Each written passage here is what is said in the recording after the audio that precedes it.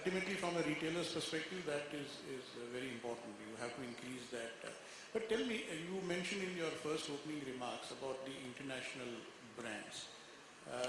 Some of the Indian brands that I talk to, they often say that the retailers today are becoming a little partial towards international brands. Now, is it just the retailers' kind of ego that I'm also stocking Tommy Hilfiger or Vera Moda or whatever, or is there a genuine demand from the consumers, and do they actually understand the difference?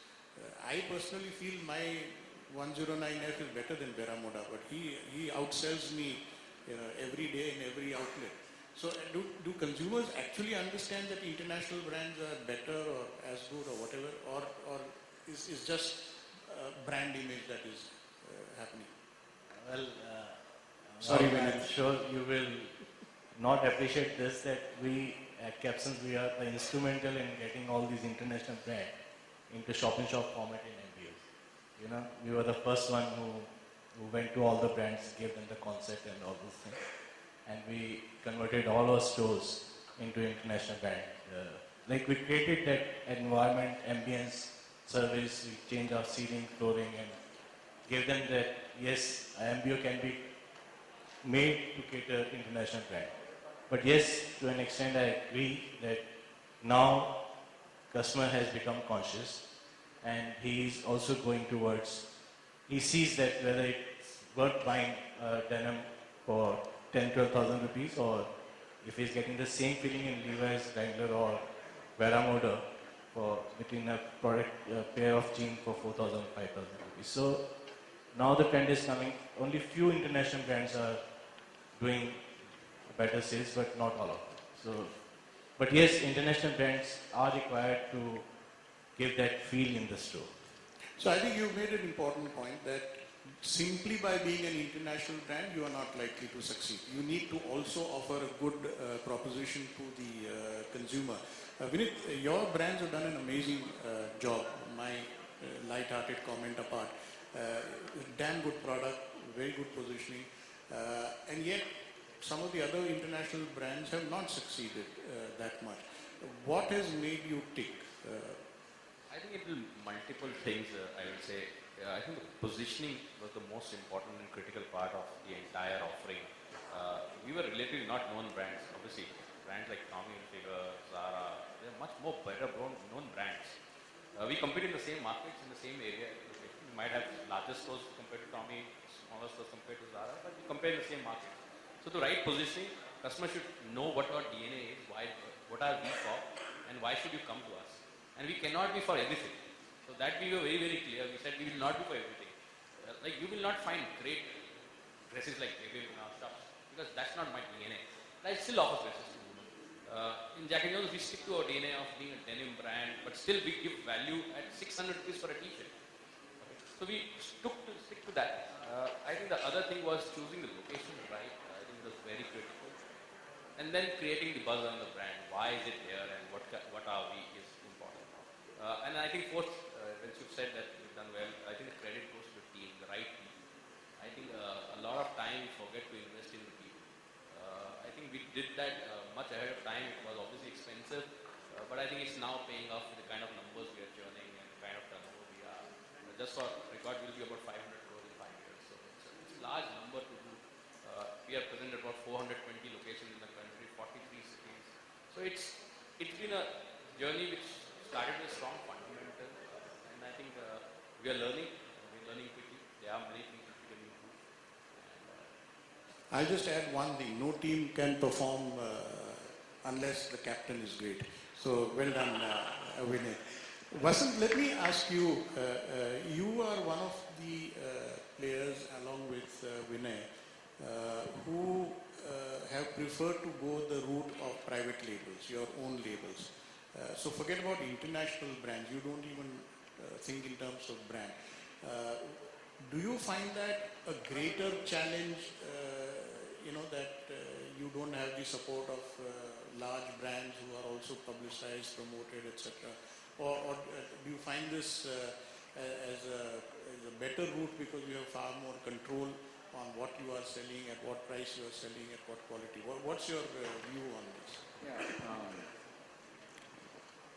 First is Max, we treat it as a private brand which has credentials across 19 countries.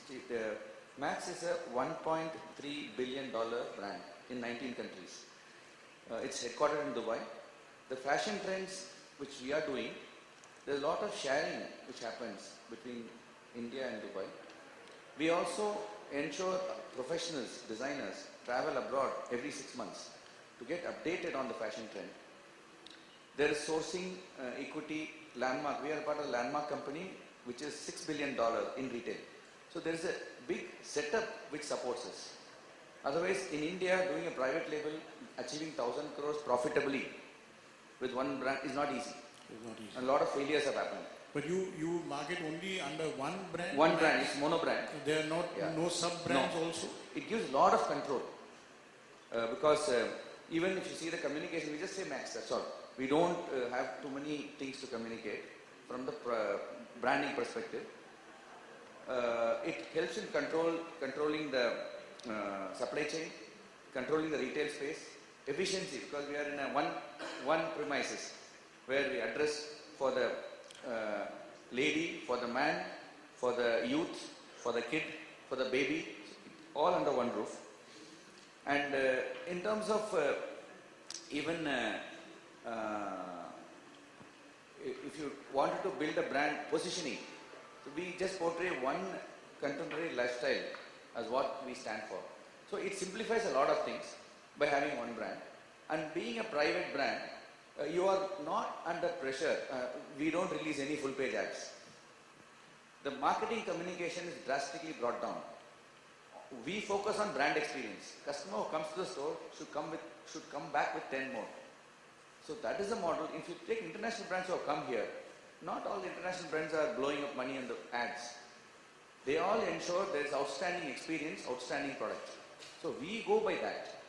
And of course we do certain events to do the branding, but we don't keep publicizing as a brand to make customers come. But doesn't your consumer get a little confused? I mean, traditional knowledge of branding indicates that the brand name should connote the kind of product or the kind of consumer that is going to be using that brand. You know, like this is a feminine sounding brand, or this is a masculine sounding brand, or a kiddish one. By selling it under just one brand, you don't think that there is some kind of a disadvantage? Yeah, that's the difference that has happened. If you see, prior to 2005, there is very little opportunity to demonstrate what you are unless you go to the media, because there are only small outlets. In small outlets, you cannot demonstrate. Since 2005, mall trend became big. When malls become big, they attract huge footfall. At the point of experience, if you build a store, deliver great experience, that gives the branding. So it is more an experiential branding that has taken over today, rather than an advertised branding. And this is thanks to the mall trend. If malls have not happened, international retailers or even us, we could not have made this. Because there's an automatic footfall of 10,000, 20,000 coming. You need a good plate. You need to display the products well. You should be clear on your pricing, positioning and service. Then that experience overshadows anything else. First time they won't know, but the moment they visit inside the store, buys it, next time they is absolutely clear what we are. Vinay, you also have taken this route of private labels, but if I mistake not, you have given sub-brands to some of your... What was the thinking behind that strategy? I think, okay, just to give a brief background, we in Globus started as a department store. So therefore, maybe you asked the right question, why we changed or how we changed from being a multi-brand department store into a fashion store for the young. The whole proposition when we did the change was to say that if you do your brand right, if you do know your customer right and make sure that you deliver him the right kind of fashion that he is looking for, then he's with you for a longer period of time. If you sell outside brands in your store, okay, you have somebody else coming and putting up a more swankier store next door with more latest technology there can take away the customers because selling the same kind of product. Now, having said that, when you do your own brand label and if you can really cater to the customers that you are targeting properly, then come any brand of international stature or anything standing next door to you. If your customer is liking you and you are satisfying his need, he will come to you. So that's the whole philosophy behind why one would go into a own brand, rather a private label kind of a business than selling somebody else's brand. So even if, let's say, tomorrow Jack and Jones, Vera Moda, only 109F, Levi's Kids, which are represented by the three of us, if you all come jointly to you, you'll still be able to resist us and stick to your private label strategy? Well, last 10 years we have been resisting. So Notice he's talking of the past, not of the future. Okay. Tell me, Darpan, we mentioned about malls, and I think obviously I think that is one of the most significant trend that has emerged in the last few years, the dominance of malls. Where do these large format stores and malls leave the MBO, the mom and pop stores as we used to know them earlier? Of course, the concept of MBO is also going through a change. Do you feel that the cynics who say that MBOs have no future and they are going to die in the next 5 years or 10 years, do you see that happening, or do you think that the MBO will be able to fight and retain its position in the Indian apparel market? See, one thing all of us know that 25 years of making one market, whether it is Scroll Connaught Place, Sector 17 or this thing, and 24 months nowadays, the modern retail is great. So one market which took 25 years to make, now 24 months they build, sign and operate the malls. But yes, malls has made a dent on the high street MBOs. But normally now the customer has again come back. I have been serving the market, I have been to other cities also, but I have seen that trend is coming back, whereas customer is going back to their own mom and pop stores, where they feel they are comfortable, because the MBOs at high streets are serviced by the gentleman himself or with his dedicated staff. Yeah? So in a mall, I've seen that you spend more time during billing because you have to give your name, your address, your phone number and all those things.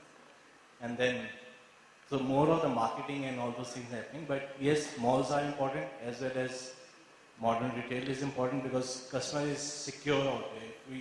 If we feel that high streets are secure, but mall does give you security, the ambience, the feel of modern retail. But MBOs, if you do your homework well, you understand your customer, your service standards are good, you have nothing to fear about. So there is definitely still a future. Definitely. Vinay, you wanted to? I'm just saying, see, if you really see today, when you go into the malls, you go into any places where the so-called organized retailers have put up their stores, you will find most of them on sale and a big discount sale going on. But if you go on to the high street where you have the MBOs functioning, I don't see that big a discount being given by them.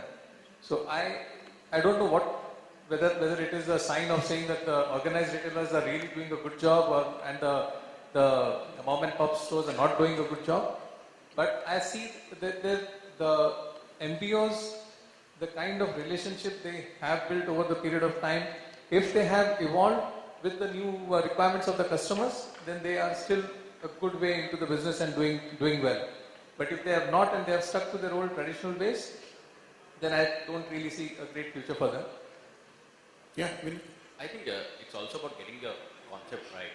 Okay? If you know what is your value proposition and you know what you're going to do, and you know you don't want to compete with the shoppers of the lifestyle of the world, then you have a market and you can open malls. Captain runs malls. We retail out of them. We have our own stores also in the same malls. So it's about getting the right The kind of customer service you can give, the kind of quality of retailing you can give is what matters to a consumer. Globally also, it's not that the multi-brand stores have closed down. They coexist. So basically, I think what all of you all are saying is that it is not a question of being an MBO or being a large format store or being in high street or being in the mall. The question is, do you have the right kind of offering? Are you changing with and evolving with times? And are you building up that customer loyalty? I think that is more important than where you are located. Yeah, Vasu?